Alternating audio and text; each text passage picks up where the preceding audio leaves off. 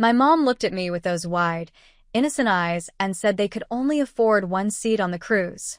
My sister was going. I was expected to be mature about it. They had no idea that while they were packing swimsuits and sunscreen, I was quietly packing up the entire house, receipt by receipt. Sunlight filtered into the dining room of my parents' house, casting long shadows across the table where I sat across from my mother, father, and younger sister, Lydia. The Saturday morning air smelled like coffee and the cinnamon rolls. My mother had warmed up comfort food she only brought out when she wanted something or needed to deliver bad news. I should have known right then. My mother announced the 10-day Caribbean cruise with a theatrical flair that would have made a Broadway actress jealous. Her hands moved through the air as she described the ocean view cabin, the all-you-can-eat breakfast buffet, and the spa credits that came with a premium package.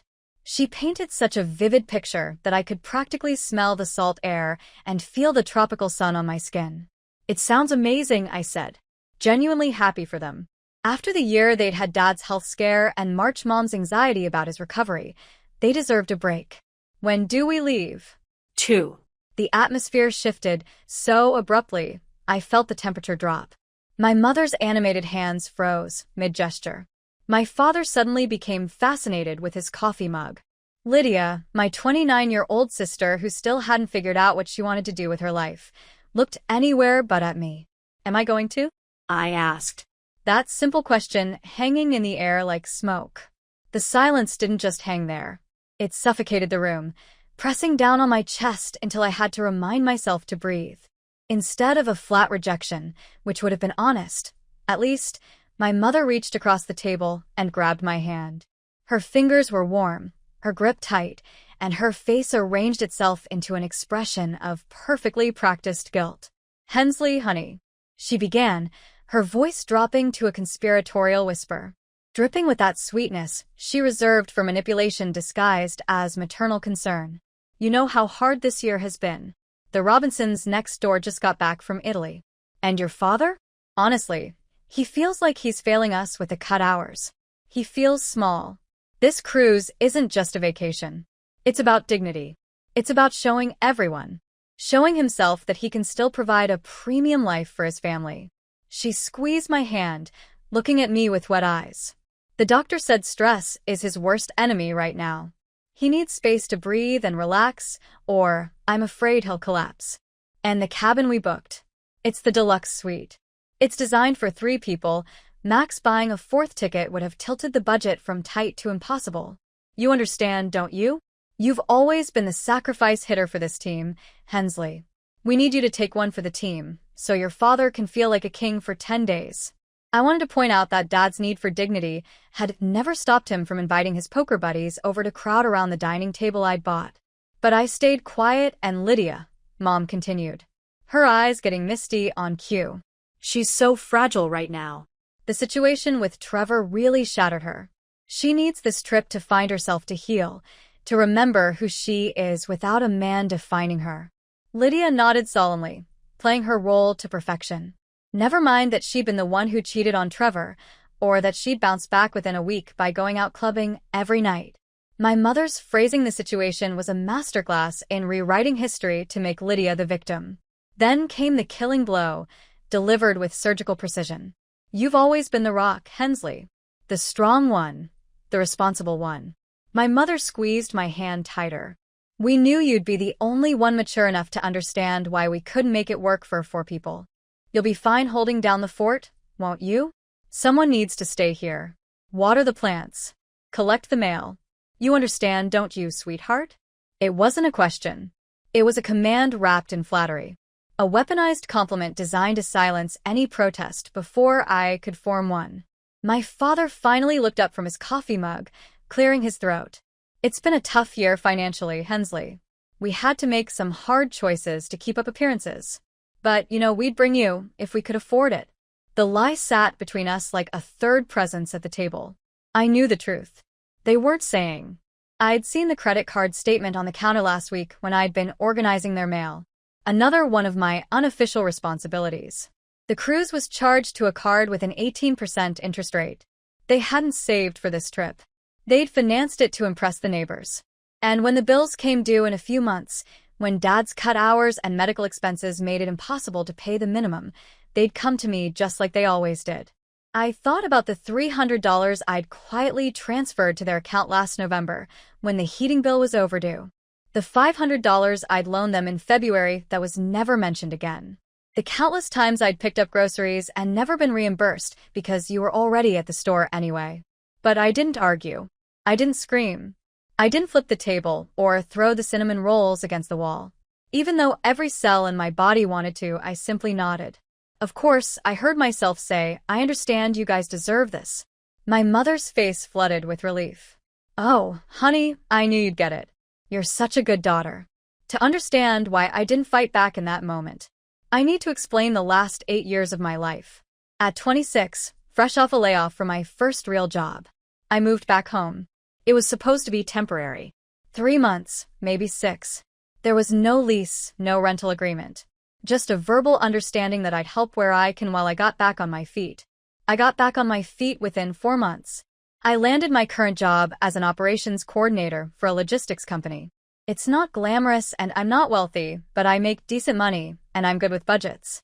Really good. But I never left the help where I can. Evolved like a slow-growing tumor. First, it was contributing to groceries.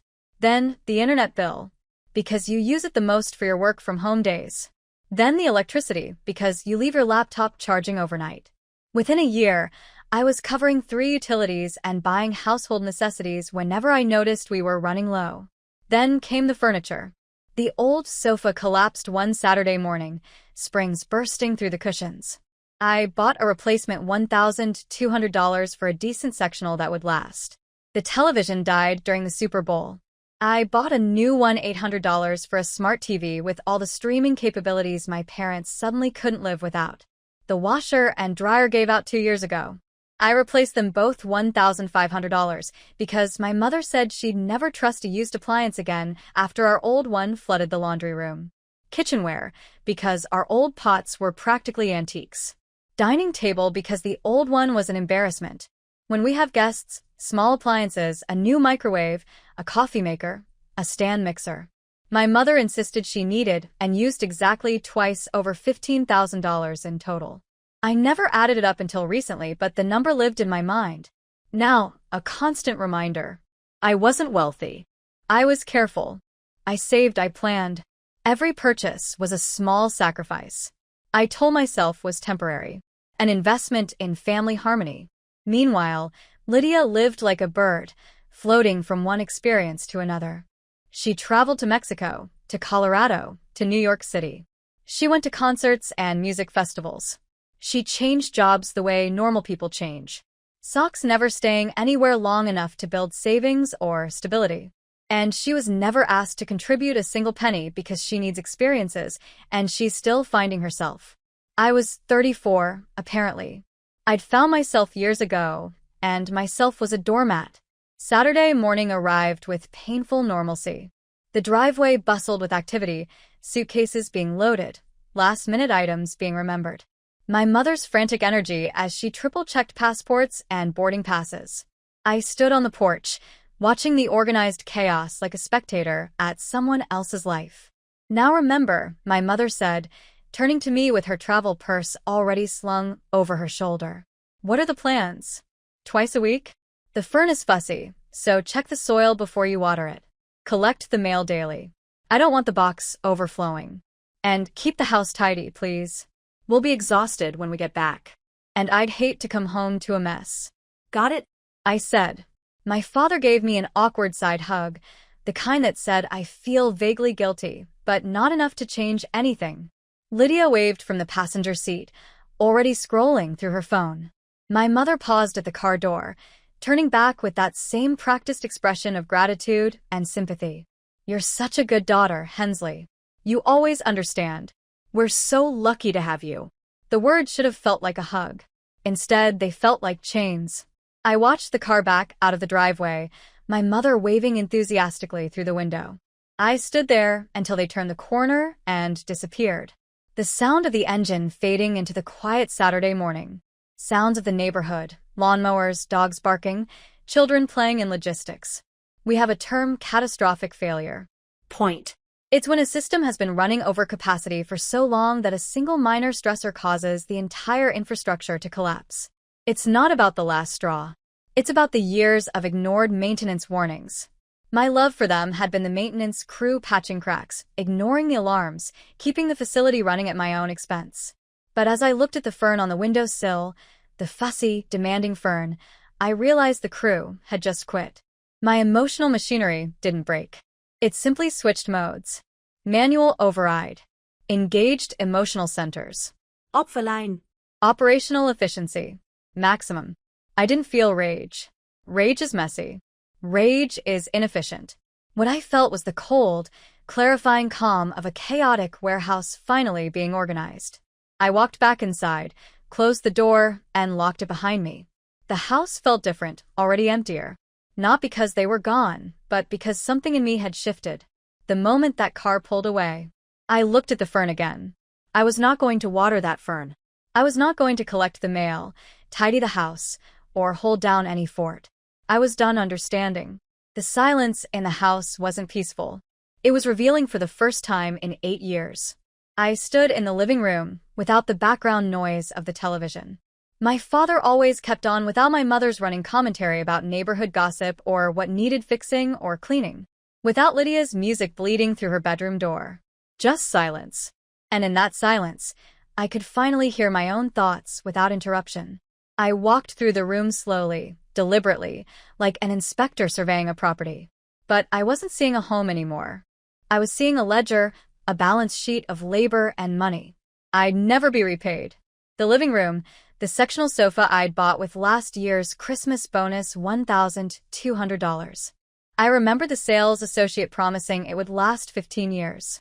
I picked a neutral gray because Mom said it would go with everything.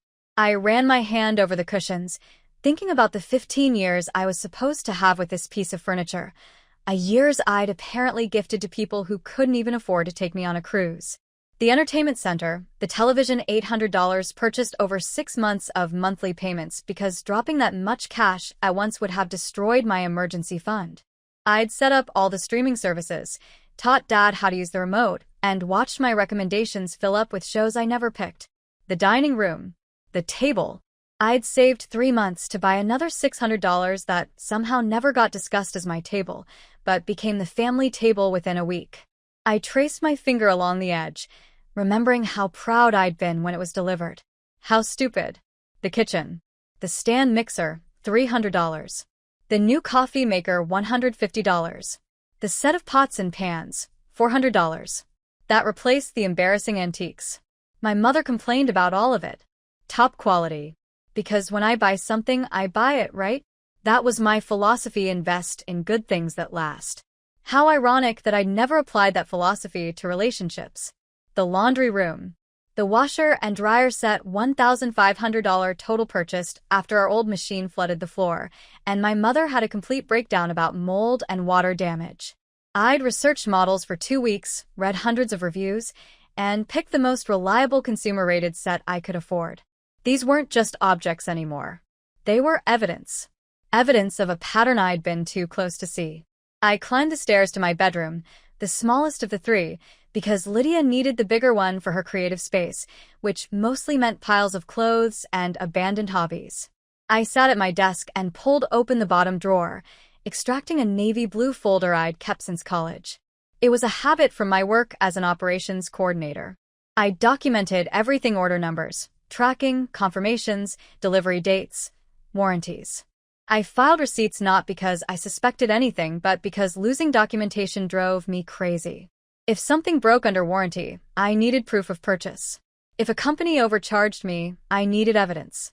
It was professional habit, nothing more. Until now.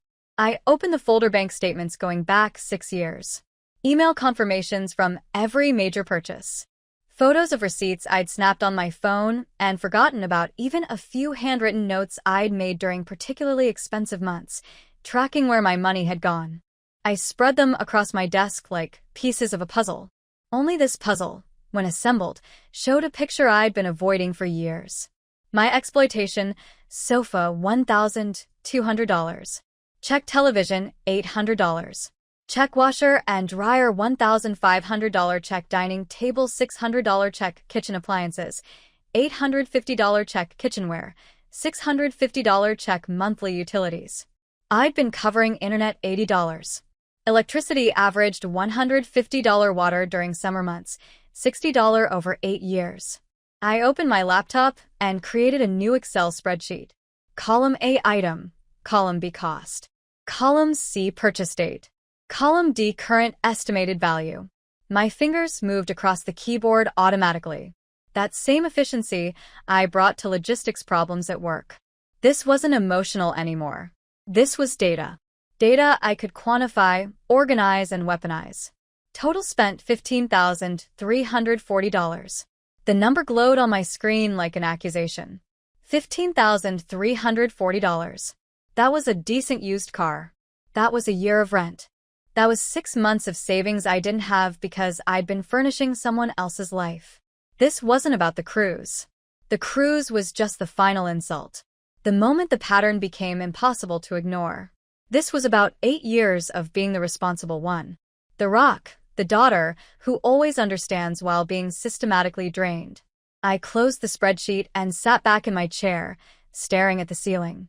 A water stain shaped like a cloud marked the corner, something I'd noticed 2 years ago and offered to have fixed. Don't worry about it, Dad had said. We'll get to it eventually.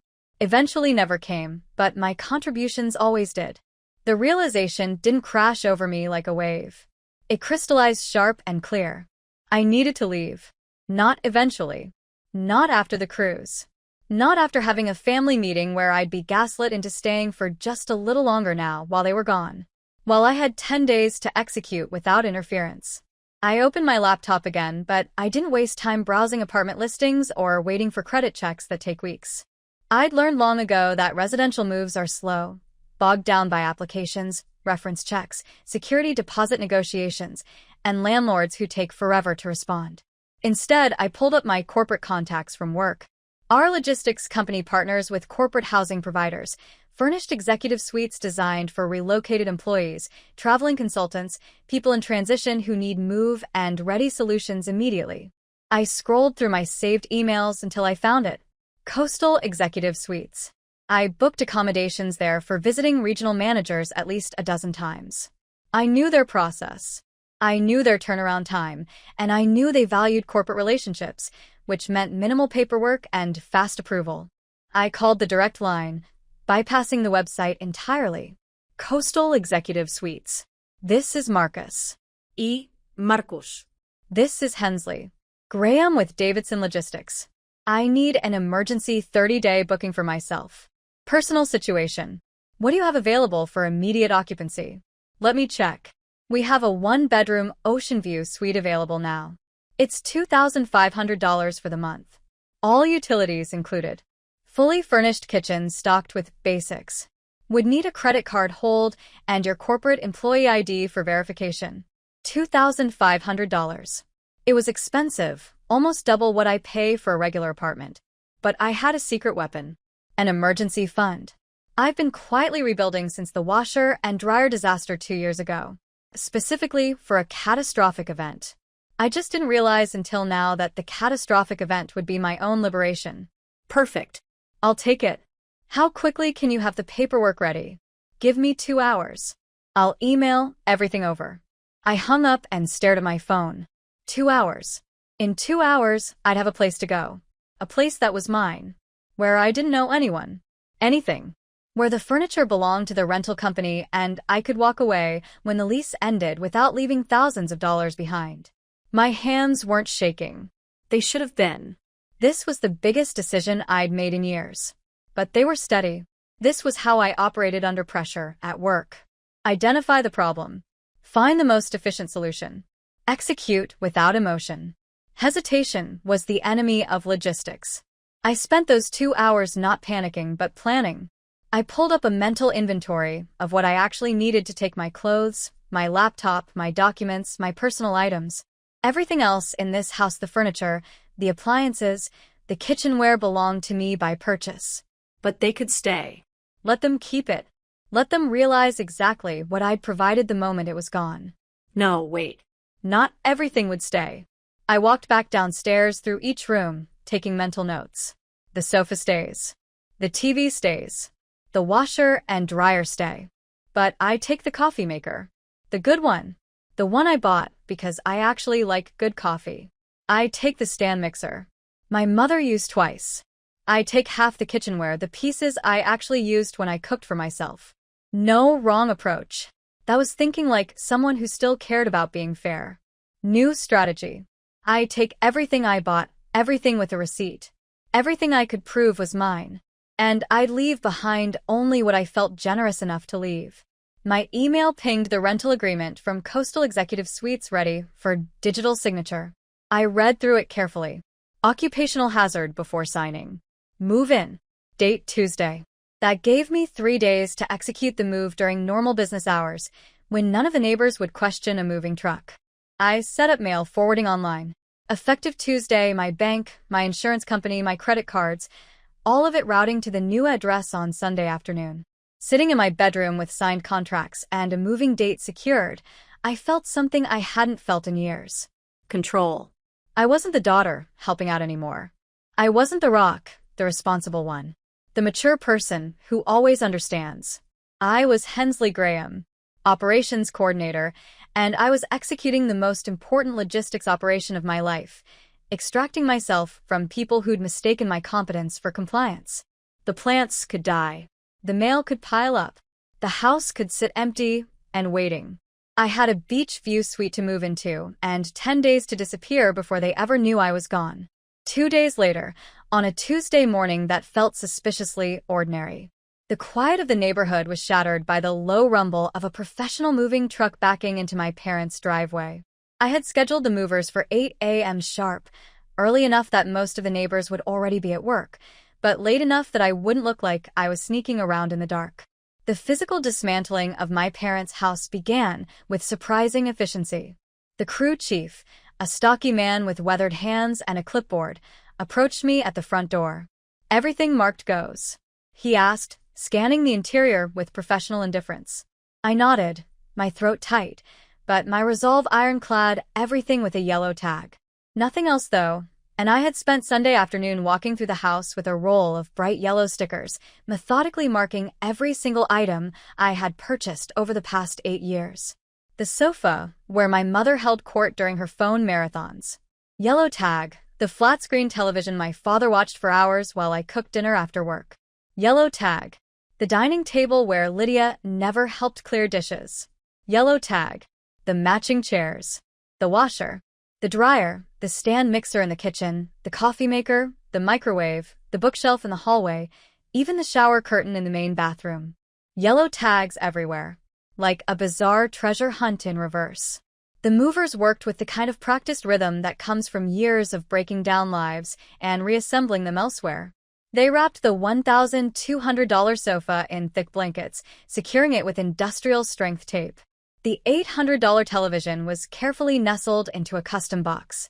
The washer and dryer, $1,500 as a set, were dolled out on reinforced hand trucks, their white surfaces gleaming in the morning light as they rolled down the front walk. I stood in the doorway, arms crossed, watching the systematic erasure of 8 years of financial servitude. Each item that disappeared into the truck was a weight lifted from my chest. The dining table, the chairs, the area rug from the living room, the kitchen appliances, the bedding from the guest room I had occupied before moving out years ago, the towels, the cookware, the dishes, all of it gone. I had intentionally left behind the items. I didn't pay for the things that existed in the house before I became the family ATM. My father's old, worn-out recliner sat in the corner, its brown fabric faded and pilling at the arms. A cheap brass lamp my mother had owned since the 80s stood on the floor beside it, its shade yellowed with age. Some dusty decorative pieces, ceramic figurines, and fake plants remained on the mantel, untouched by yellow tags. Those things weren't mine to take. I wasn't a thief. I was simply reclaiming what belonged to me. As the movers cleared the living room, the space transformed before my eyes. What had once been cluttered and suffocating became vast and hollow. The hardwood floors, usually hidden beneath furniture and rugs, stretched out, bare and scuffed. Dust bunnies cowered in the corners where the sofa had stood. The walls looked naked without the television mounted on the center wall.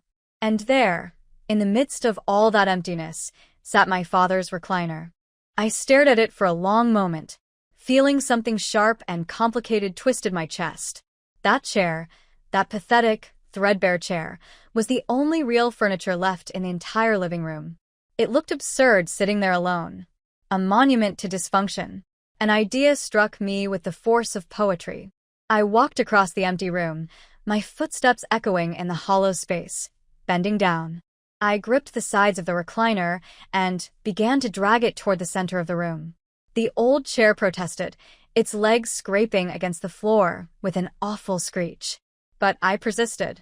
When I reached what I estimated to be the exact center of the living room, I stopped with precise, deliberate movements. I straightened the chair. I adjusted it left, then right, eyeing the angles from different positions in the room until it was perfectly centered. I stepped back, studying my work with the critical eye of an artist, evaluating a gallery installation. They're perfect. The recliner sat alone in the vast, empty void, like a throne in an abandoned kingdom. It was a visual representation of the irony that had defined my life for nearly a decade. I had just treated that worthless chair with more care, more respect, and more consideration than my parents had ever shown me. The room didn't feel sad. It felt honest. That's the last of it. The crew chief called from the front door. We're heading to the executive suite now. You following us there? Yes, I said, taking one last look around. I'll be right behind you. My friend Paige Holloway met me at the executive suite to help me settle in.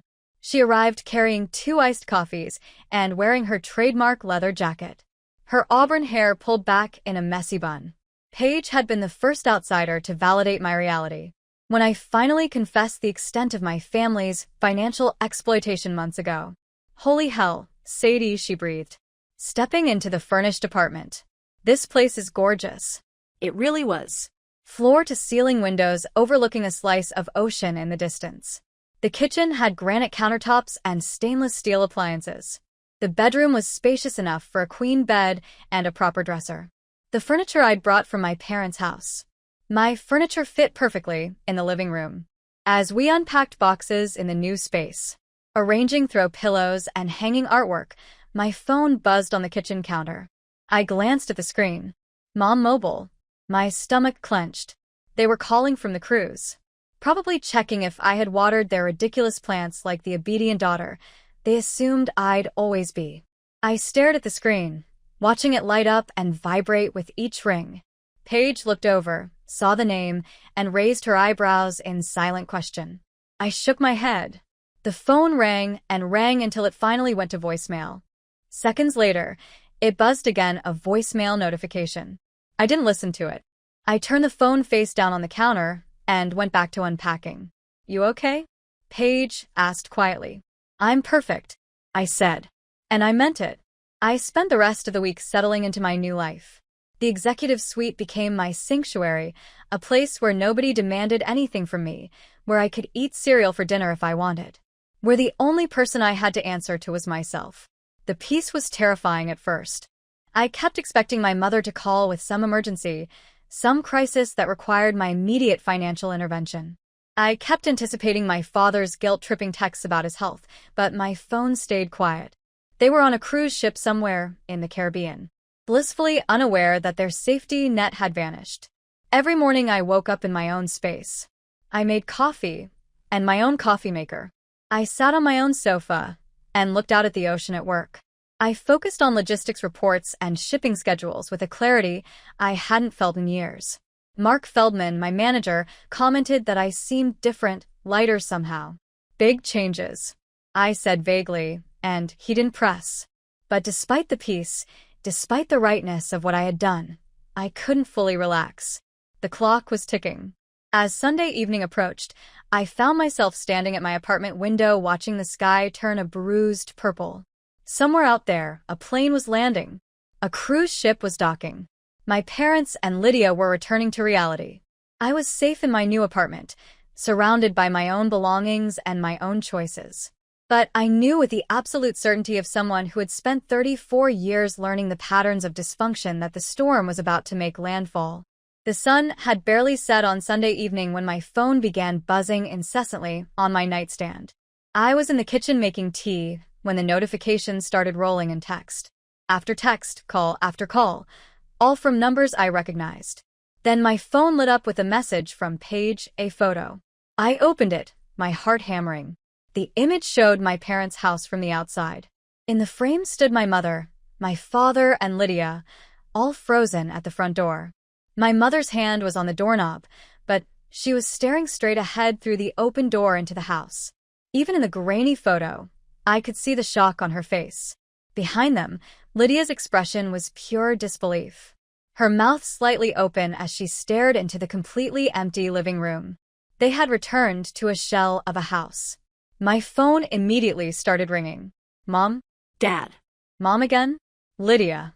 A number I didn't recognize. Probably a relative. They'd already called to complain too. I silenced each call.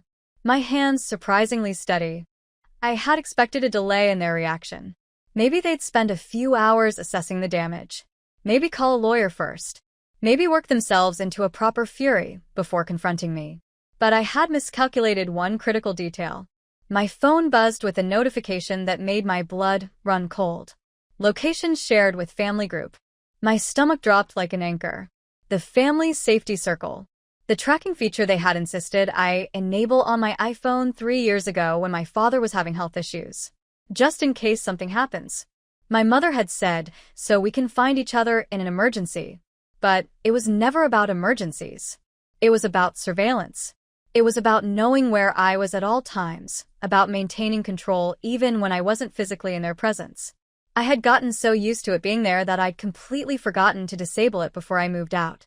They didn't need to find me through a letter or a forwarding address. They tracked me down digitally, like a lost piece of luggage following the little blue dot on their iPhone, straight to my executive suite complex.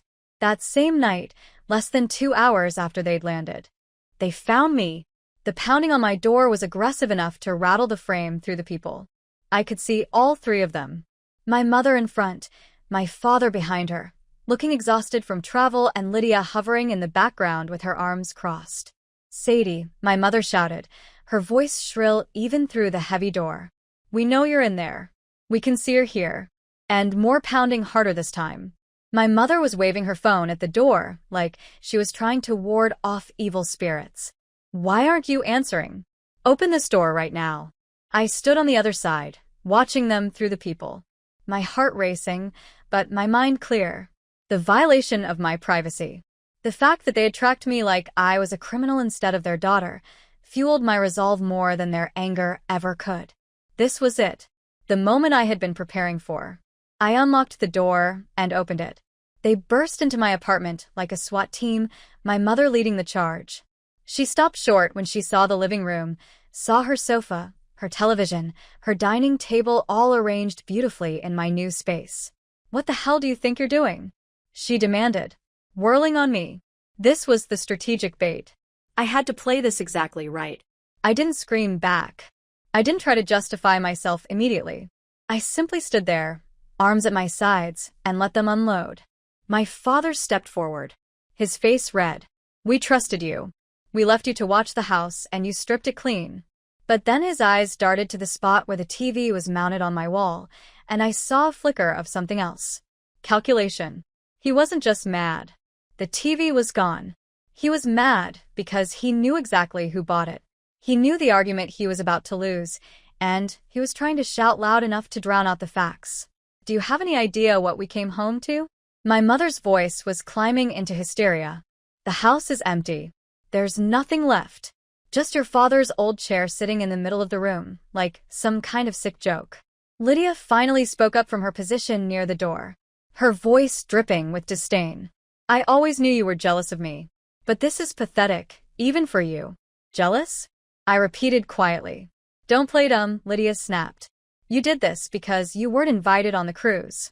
Because Mom and Dad chose to spend time with me instead of their bitter, angry older daughter who's never had any fun in her life. My mother nodded vigorously.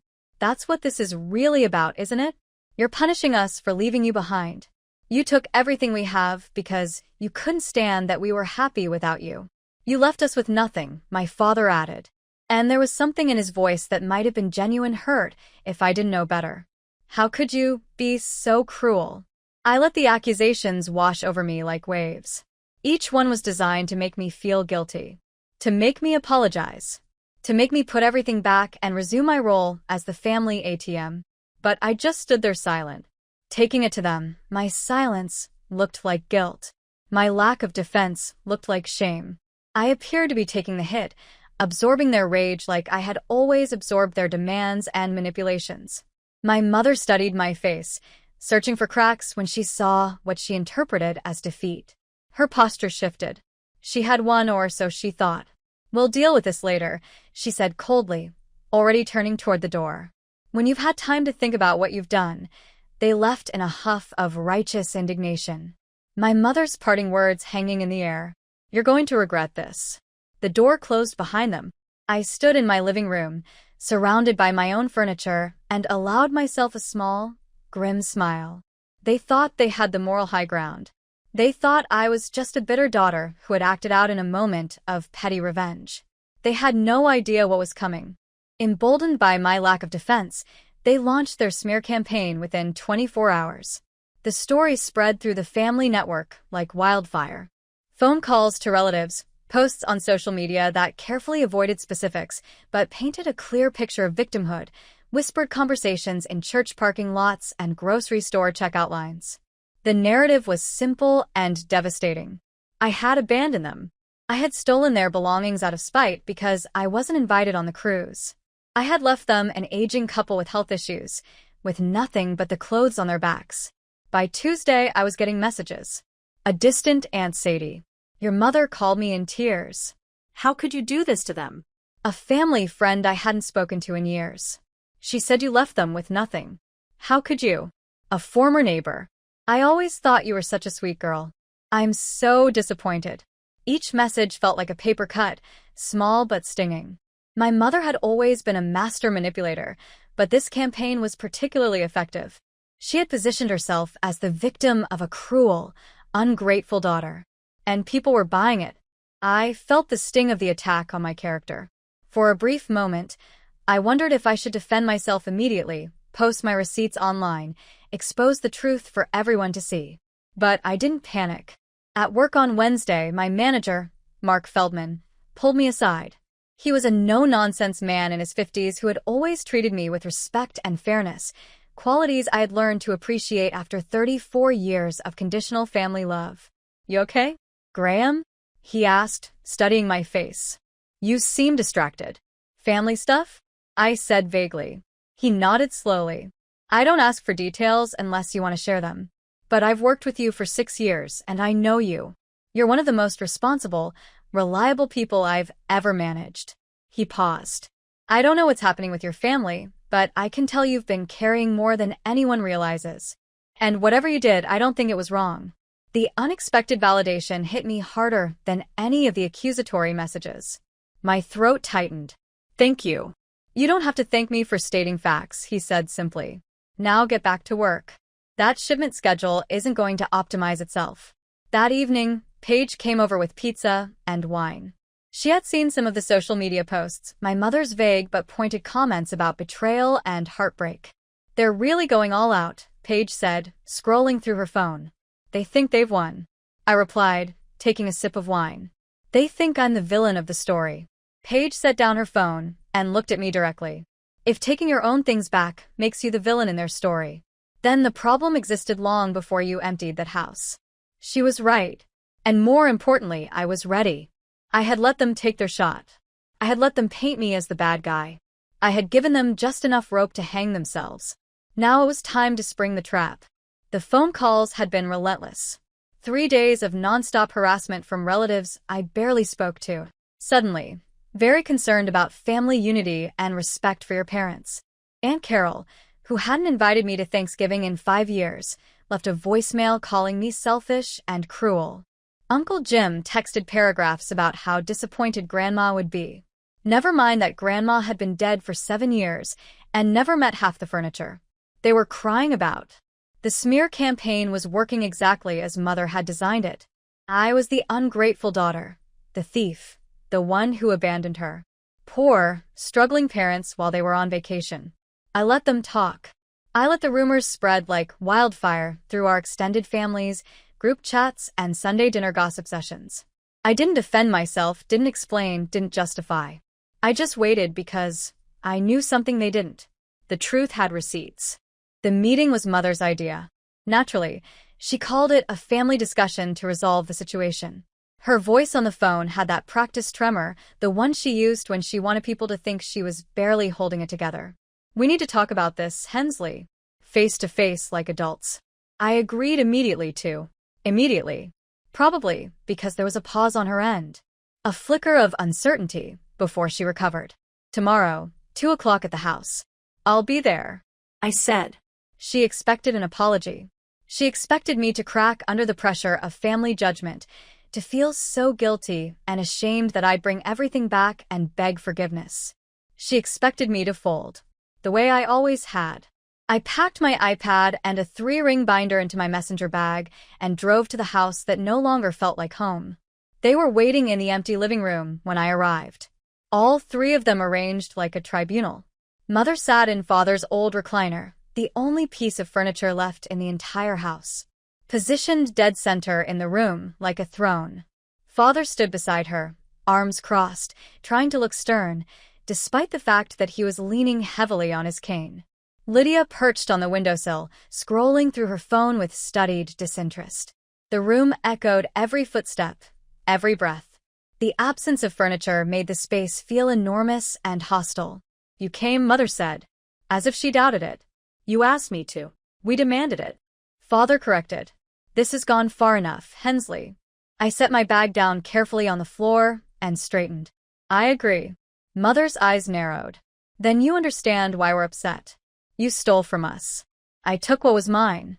"Family property?" "No." My voice cut through hers, sharp and clean. "Not family property. My property purchased with my money. And I can prove it." I reached into my bag and pulled out the binder first, a thick, color-coded beast organized with the kind of precision that came from 8 years of running logistics operations. I set it on the floor between us with a satisfying thud. Then I pulled out my iPad, tapped it awake, and turned it to face them. "Everything I removed from this house," I said, my voice perfectly steady, "is something I paid for, and I have documentation for every single item." I opened the binder to the first tab section. Let's start with the living room. The spreadsheet on my iPad was a thing of beauty. Color-coded, cross-referenced, sortable by date, by room, by cost. I'd spent 2 full evenings building it, importing data from 8 years of bank statements, credit card records, and email receipts. Every purchase, every payment, every proof. The sectional sofa. I tapped a line on the spreadsheet. Lane Furniture Model Harbor, $1,200. Here's the credit card statement. Here's the delivery receipt with my signature. I slid the relevant pages from the binder across the floor. Mother stared at them like they were written in a foreign language.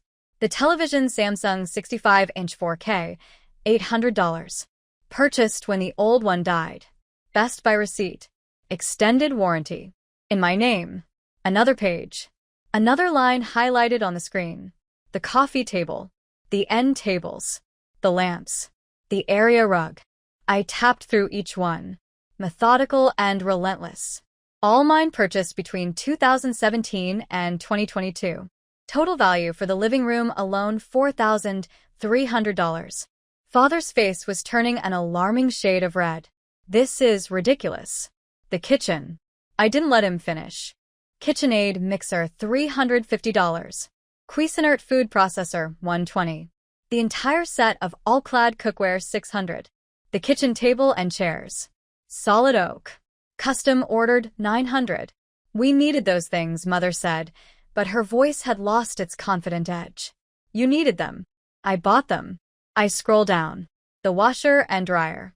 $1,500. Purchased when the old ones finally died. Installation included. Here's the Home Depot receipt. Here's the service warranty. Here's the credit card charge. I looked up at them. meeting each of their eyes in turn. The guest room furniture. Lydia's room, $800. The desk in the office. The filing cabinets. The bookshelf. The vacuum cleaner. The steam mop. The air purifier in the master bedroom. Top, top, top. Each item lighting up on the screen.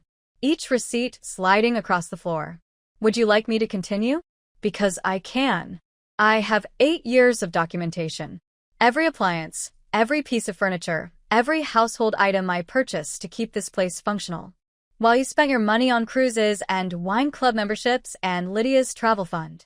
The silence was deafening. I zoomed out on the spreadsheet, showing them the full scope. The total value of items I removed from this house is $15,743. That's the sum at the bottom. That's what I invested in your comfort over 8 years while paying you $1,200 a month in rent. I let that sink in. Watch the math. Hit them like cold water.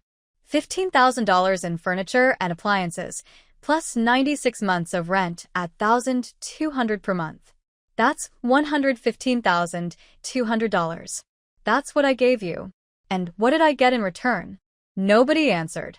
A bedroom, a curfew, a tracking app on my phone, and a family that called me selfish for wanting my own life. Mother's mouth opened and closed. Father looked at the papers scattered on the floor like they might spontaneously combust. Lydia had finally stopped scrolling her phone, forgotten in her lap. You said I stole from you. I continued, my voice still calm, still professional. But the truth is, you've been stealing from me for 8 years. You took my money, my time, my independence, and my dignity. You took and took and took. And you called it family. I closed the binder with a decisive snap. The only thing I took was what already belonged to me. And if you want to dispute that, I suggest you find a lawyer. Because I guarantee you won't like what they tell you about the legal definition of theft. The power in the room had shifted so completely, it was almost visible. The empty space that was supposed to intimidate me, supposed to show me the destruction I'd caused it, showed them instead. It showed them exactly how much I'd carried, how much I'd provided, how much they depended on someone. They treated like a servant. Mother tried one more time. We're still your parents. And I'm still your ATM, apparently. I picked up my iPad and tucked it back into my bag. But that account is closed now. Permanently. I left the binder on the floor. A parting gift. Let them sit with it. Let them read through 8 years of evidence that they'd been exploiting me while calling it love. The meeting with Lydia happened 3 days later. Her idea communicated through a terse text. Can we talk? Just us. That diner you liked near the beach? I almost said no. Almost. But I wanted to see if she'd finally acknowledge her role in this. Or if she'd keep playing the innocent bystander. She was already there when I arrived. Sitting in a booth by the window. Her usual spot when we used to meet for brunch. She looked tired. No makeup, hair, and a messy ponytail, wearing a sweatshirt I'd bought her for Christmas 2 years ago. Hey, she said when I slid into the seat across from her. Hey, we ordered. She got the avocado toast and an iced latte. I got a turkey club and coffee. We ate in near silence, the kind of uncomfortable quiet that used to be filled with her stories about travel plans or whatever drama was happening in her friend group. The check came on a small black tray, placed exactly in the center of the table. Lydia glanced at it, then went back to her phone scrolling. Waiting. I watched her for a moment. This woman I'd protected and subsidized and enabled for years. My little sister, the golden child, the one who never had to worry because I worried for her. I picked up the check, calculated my portion sandwich coffee tip, and placed 2 bills on the tray. $18. Exactly. That's mine, I said, standing up. Lydia's head snapped up. She stared at the money, then at me, her expression shifting from confusion to comprehension to something like shock. Wait, what? My share. $18. I slung my bag over my shoulder. Your total is about 22. They take card at the register. Hensley. Her voice cracked slightly. Are you serious right now? Completely. She looked down at the check again. Then at the money. I'd left. Then back at me. In that moment, the reality crashed over her. Not the furniture, not the move. But this. The small, Everyday interaction we'd had dozens of times where I always paid because I always paid for everything. I can't believe you're doing this over $20, she said. But there was no heat in it. Just disbelief. It's not about $20, Lydia. It's about the fact that you expected me to pay, just like you expected me to pay for everything else. Just like you expected me to keep subsidizing your life while you figured out what you wanted to do with yourself. I didn't ask you to do any of that. You didn't have to. You just let me. I adjusted my bag. And you knew, didn't you? You knew Mom and Dad favored you. You knew they expected more from me than from you. You knew it was unfair. She didn't deny it. For once, she didn't deflect or play dumb or change the subject. Yeah, she said quietly. I knew. And you said nothing. Would it have changed anything if I did? It would have meant you saw me. Really saw me. Instead of just enjoying the benefits of my sacrifice. Lydia's eyes were shining now, but I felt nothing. No guilt, no sadness, no desire to comfort her. I'm sorry, she whispered. I'm sure you are sorry. It's over. Probably. I headed for the door, then paused and looked back. Your tab's still on the table? Better handle it before they think you're dining and dashing. I left her there, staring at a $22 check like it was a mirror, showing her something she didn't want to see. The smear campaign died within a week. Hard to call someone a thief when they have 8 years of receipts proving ownership. Hard to paint someone as cruel when they have documentation showing they paid over $100,000 in rent and expenses. I didn't blast my defense all over social media. I didn't need to. I simply responded to the family friends who reached out, Aunt Carol, Uncle Jim, a few cousins with calm, factual corrections. I understand my parents told you I stole from them. That's not accurate. Everything I took, I purchased. I have receipts if you'd like to see them. Most didn't ask for proof. The confidence in my voice was proof enough. The narrative crumbled because it was built on a lie. And lies can't withstand the weight of truth. Especially truth that comes with spreadsheets. Mother called 2 weeks later. We need to talk. Your father, and I want to apologize. I met them at a cafe downtown. Neutral territory, public space, limited time. They looked older, somehow diminished. Father's cane seemed more necessary than performative. Mother's makeup couldn't quite hide the stress lines. We're sorry, Father said first. We never realized how much you were doing, how much you were carrying. But his tone had that edge, that subtle inflection that made it my fault for not speaking up sooner, for not making my burden more visible. We thought you wanted to help. Mother added. We thought it made you happy to contribute to the family. I stirred my coffee slowly, watching the cream swirl into patterns. You thought I wanted to pay $1,200 a month in rent while buying all your furniture and having a curfew at 34. We didn't force you. You didn't have to. You just made it impossible to say no without being labeled selfish. I met her eyes. And when I finally did say no, when I finally took back what was mine, you tried to destroy my reputation. We were hurt. Father said. We reacted badly. You reacted exactly as you always have by making yourselves the victims. And me the villain. Silence stretched between us, broken only by the hiss of the espresso machine and the murmur of other conversations. What do you want from us? Mother asked finally. What will it take to fix this? I don't want anything from you. That's the point. I leaned back in my chair. I'm not moving back. I'm not providing financial support anymore. If you need help, you figure it out. Get jobs. Downsize. Sell the house. That's not my problem to solve. But we're family. And families shouldn't exploit each other. Families shouldn't track each other's location like criminals. Families shouldn't play favorites and expect the unflavored one to just accept it. I pulled out my phone and showed them something I'd done the week before. I'd removed myself from the family's safety circle. My location was now permanently, blissfully private. I think you should consider therapy. I said, both of you. Maybe family counseling if Lydia's willing. But that's your choice. Your responsibility? Not my project to manage. Mother's face crumpled slightly. So that's it. You're just done with us. I'm done being used by you. If you want a real relationship, one based on mutual respect and boundaries, I'm open to that eventually. But it starts with you acknowledging what you did and actually changing. Not just saying you're sorry because you lost your safety net. Father opened his mouth, closed it, opened it again. Well, think about the therapy. You do that. I stood up, leaving money for my coffee on the table. And while you're thinking, maybe consider what Lydia's going to do now that I'm not paying for her lifestyle either. I left them there. Two people who'd spent so long taking that they'd forgotten how to give. The promotion came 6 weeks later. Mark called me into his office on a Thursday afternoon. His expression unreadable. Close the door. My stomach dropped. Had something gone wrong? Had they found some mistake in my work? Your organizational system for the Henderson account, he said, pulling up something on his computer. I showed it to the regional director. She was impressed. Very impressed. I blinked. Oh. Thank you. We're creating a new position. Senior Operations Coordinator. It comes with a significant raise and your own team. He turned the monitor toward me, showing a job description that made my heart race. I'd like to offer it to you. The salary was $30,000 more than I currently made. $30,000 that would go into my savings, my investments, my future, not into someone else's mortgage or vacation fund.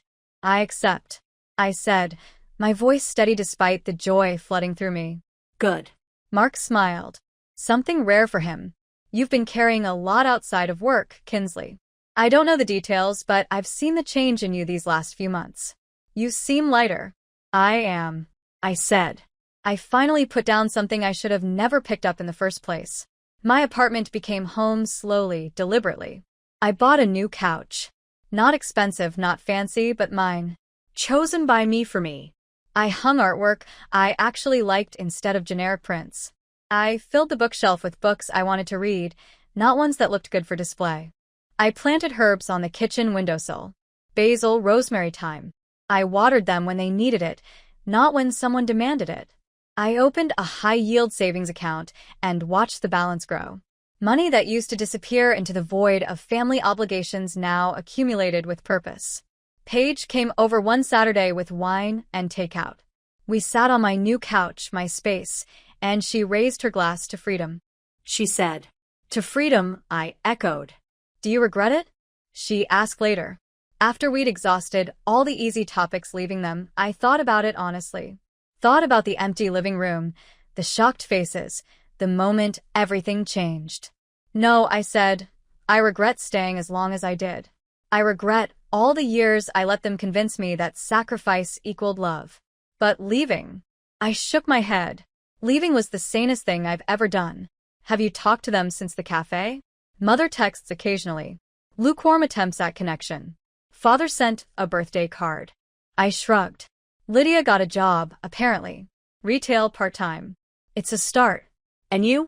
I'm good. Really good. Better than I've been in years. I looked around my apartment. Small, modest, but entirely mine. I'm not lonely. I'm not guilty. I'm just free. I look back now at the moment I walked out of that house with my things loaded into a truck. And I see it clearly. I didn't leave to punish them. I didn't leave for revenge or to teach them a lesson. I left to stop being used. I left to reclaim the life I'd put on hold for people who valued my utility more than my humanity. I left because staying would have killed something essential in me. The part that knew I deserved better, that believed I was worth more than an ATM with a heartbeat. They didn't recover quickly. The house went on the market 6 months later. Too big, too expensive without my contributions. They downsized to a condo. Made adjustments. Faced consequences, but I recovered. I recovered the moment I drove away with my furniture and didn't look back. Some people call it selfish. I call it survival. Some people call it cruel. I call it necessary. Some people say family should forgive anything. I say family shouldn't require forgiveness for basic respect in the first place. I am not their villain. I am not their victim. I am simply someone who finally chose herself. And that choice, that single decision to value my own life as much as I'd valued theirs, changed everything. The apartment is quiet tonight. Peaceful.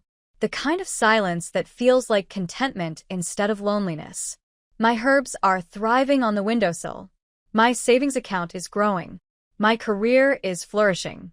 And I am free. Finally, completely, unapologetically free. Subscribe.